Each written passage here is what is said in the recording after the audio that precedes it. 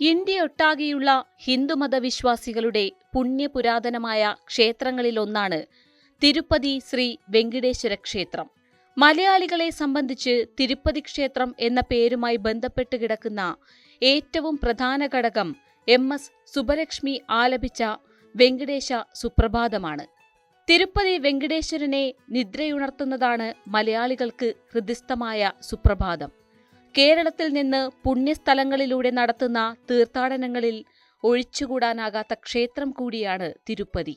ആന്ധ്രയിലാണെന്ന് പറയുമെങ്കിലും മലയാളികൾക്ക് അത്രയധികമൊന്നുമല്ല തിരുപ്പതി ക്ഷേത്രം. തമിഴ്നാട് അതിർത്തിയായ കാട്ട്പാടിയിൽ നിന്നും 100 കിലോമീറ്റർ മാത്രം അകലെയാണ് ഈ പുണ്യനഗരം.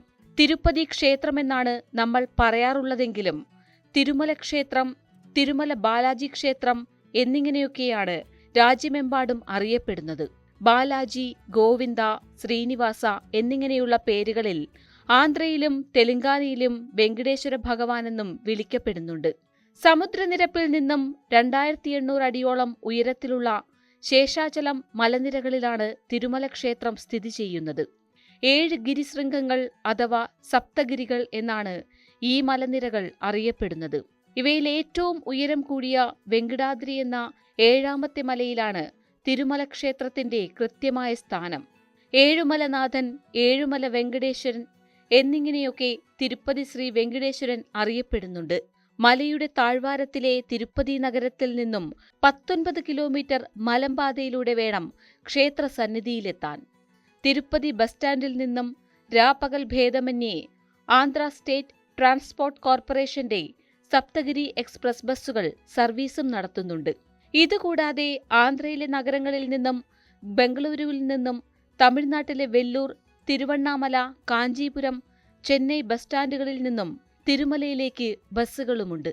ദക്ഷിണേന്ത്യൻ വാസ്തുവിദ്യയിൽ തൊണ്ടമൻ രാജകാലഘട്ടത്തിലാണ് ക്ഷേത്രം നിർമ്മിച്ചത്. പിന്നീട് വിജയനഗര, ചോള, പാണ്ഡ്യ കാലഘട്ടങ്ങളിൽ നവീകരിച്ചു. ആനന്ദനിലയം എന്നാണ് ശ്രീകോവിൽ അറിയപ്പെടുന്നത്.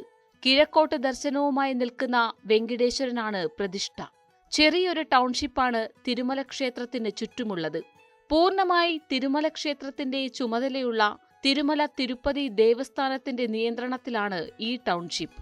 തീർത്ഥാടകരുടെ തിരക്ക് നിയന്ത്രിക്കാനും തീർത്ഥാടകർക്ക് ദർശനം ഉറപ്പാക്കാനുമായി 2 ക്യൂ കോംപ്ലക്സുകളാണ് ക്ഷേത്രത്തിലുള്ളത്. തീർത്ഥാടകർക്ക് അന്നപ്രസാദം കോംപ്ലക്സിൽ അന്നദാനവും നടത്തുന്നുണ്ട്. തിരുപ്പതിയിൽ പോയി മുടി മൊട്ടയടിക്കുക എന്നൊരാചാരം തന്നെയുണ്ട്. ഇതിനായുള്ള കെട്ടിടങ്ങളും തീർത്ഥാടകർക്ക് താമസിക്കാൻ ചുരുങ്ങിയ വാടക മുതൽ ആഡംബര സൗകര്യമുള്ള സംവിധാനങ്ങളും തിരുമല തിരുപ്പതി ദേവസ്ഥാനം ഒരുക്കിയിട്ടുണ്ട്. തിരുമല ക്ഷേത്രത്തിന് 3 ലക്ഷം കോടിയുടെ ആസ്തിയുണ്ടെന്നാണ് കണക്ക്. സ്വന്തമായുള്ള ഭൂമി, കെട്ടിടങ്ങൾ, പണനിക്ഷേപം, ബാങ്കുകളിലെ സ്വർണ്ണ നിക്ഷേപം എന്നിവ അടങ്ങിയതാണ് ഈ സ്വത്ത്. 2.5 കോടിയോളം ജനങ്ങൾ ഓരോ വർഷവും തിരുപ്പതി ക്ഷേത്രത്തിൽ ദർശനം നടത്തുന്നുവെന്നാണ് കണക്ക്. 60,000 പേർ ദിവസവും ക്ഷേത്രത്തിലെത്തുന്നു എന്നാണ് കണക്ക്. ഈ ക്ഷേത്രത്തിലെ പ്രത്യേക ചടങ്ങുകളായ ബ്രഹ്മോത്സവം, വൈകുണ്ഠ ഏകാദശി എന്നീ ദിവസങ്ങളിൽ ഇരട്ടിയോളമാകും. സംഘകാല പുരാണകൃതിയായ ചിലപ്പതികാരത്തിൽ തിരുപ്പതി ക്ഷേത്രത്തെക്കുറിച്ചും പരാമർശമുണ്ട്. ശ്രീരംഗം ക്ഷേത്രത്തെക്കുറിച്ചും ചിലപ്പതികാരം പരാമർശിക്കുന്നു. പല്ലവ, ചോള, വിജയനഗര രാജാക്കന്മാർ വെങ്കിടേശ്വരന്റെ ഭക്തന്മാരായിരുന്നു. വിജയനഗര രാജാവിന്റെ കാലഘട്ടത്തിലാണ് തിരുപ്പതി ക്ഷേത്രം വലിയ തോതിൽ സമ്പത്തിലേക്ക് എത്തിത്തുടങ്ങിയത്. ഇക്കാലത്ത് വിജയനഗര രാജാക്കന്മാർ സ്വർണവും വജ്രവും ക്ഷേത്രത്തിൽ കാഴ്ചവെച്ചിരുന്നു. വിജയനഗര രാജാവായിരുന്ന കൃഷ്ണദേവരായർ തിരുപ്പതി ക്ഷേത്രത്തിലെ പതിവ് സന്ദർശകനായിരുന്നു. വിജയനഗര സാമ്രാജ്യത്തിന്റെ തകർച്ചയ്ക്ക് ശേഷം ഗോൽക്കൊണ്ട ഭരണാധികാരികളുടെ നിയന്ത്രണത്തിലായി. കുറച്ചുകാലം ഫ്രഞ്ചുകാരുടെയും കർണാടക നവാബുമാരുടെയും അധീനതയിലായി. ഈസ്റ്റ് ഇന്ത്യ കമ്പനിയുടെ നിയന്ത്രണത്തിലേക്ക് ക്ഷേത്രം പിന്നീട് മാറി. 1817 ക്ഷേത്രം നോർത്ത് ആർക്കോട്ട് ജില്ലാ റവന്യൂ ബോർഡിന് കൈമാറിക്കൊണ്ട് മദ്രാസ് സർക്കാർ ഉത്തരവിറക്കി. 1921 ഈസ്റ്റ് ഇന്ത്യ കമ്പനിയുടെ ചിത്തൂർ ജില്ലയിലെ കമ്മീഷണറായിരുന്ന ബ്രൂസ് ക്ഷേത്രഭരണത്തിനുള്ള നിയമാവലിയും തയ്യാറാക്കി. 1843 മുതൽ 1933 വരെ ഹതിരാംജി മഠത്തിനായിരുന്നു ക്ഷേത്രാധികാരം. 1933 തിരുമല തിരുപ്പതി ദേവസ്ഥാനം നിയമപ്രകാരം നിലവിൽ വന്നു.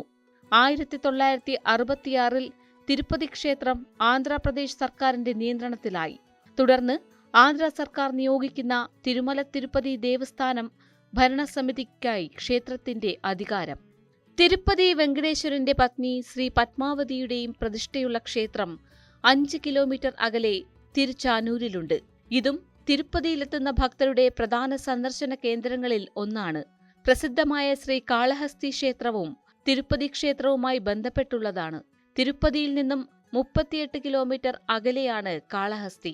ഇവിടെയുള്ള ശ്രീ സിറ്റി ക്ഷേത്രനഗരി എന്നതിനു പുറമെ ഒരു ടൂറിസ്റ്റ് കേന്ദ്രം കൂടിയാണ്.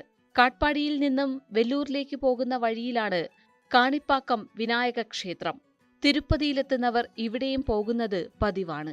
ക്ഷേത്രത്തിനൊപ്പം നിരവധി വിദ്യാഭ്യാസ സ്ഥാപനങ്ങളും ആതുരാലയങ്ങളും തിരുമല തിരുപ്പതി ദേവസ്ഥാനത്തിന് കീഴിലുണ്ട്. ശ്രീ വെങ്കടേശ്വര വേദിക് സർവകലാശാലയാണ് അതിൽ പ്രധാനം. തിരുപ്പതി നഗരത്തിൽ തന്നെയാണ് ഇത് സ്ഥിതി ചെയ്യുന്നത്.